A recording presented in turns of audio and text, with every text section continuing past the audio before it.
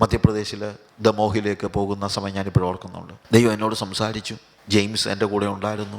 അങ്ങനെ ഞങ്ങൾ രണ്ടുപേരും കൂടെ ദമോഹ് എന്ന് പറയുന്ന സ്ഥലത്ത് ചെന്നിറങ്ങി. അപ്പോഴെല്ലാം ഞങ്ങളുടെ മനസ്സിലൊരു ചിന്തയുണ്ടായിരുന്നു, കർത്താവ് ഞങ്ങൾക്ക് ഇങ്ങനെ ഒരു വെളിപ്പാട് തന്ന് ഞങ്ങളെ ഇവിടെ കൊണ്ടുവന്നു.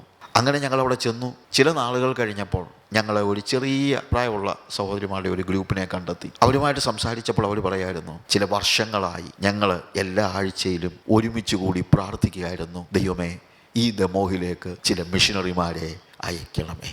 ഞങ്ങൾ ചിന്തിച്ചത് ഞങ്ങളുടെ പ്രാർത്ഥനയുടെ ഫലമാണെന്ന്. അല്ലെന്ന് ഞാൻ പറയുന്നില്ല.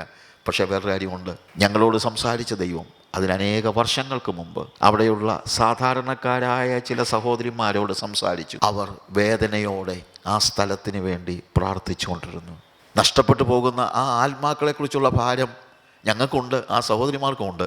എന്നാൽ ഞങ്ങളെക്കാളും ആ സഹോദരിമാരെക്കാളും കൂടുതൽ ഭാരം ദൈവത്തിനാണ്.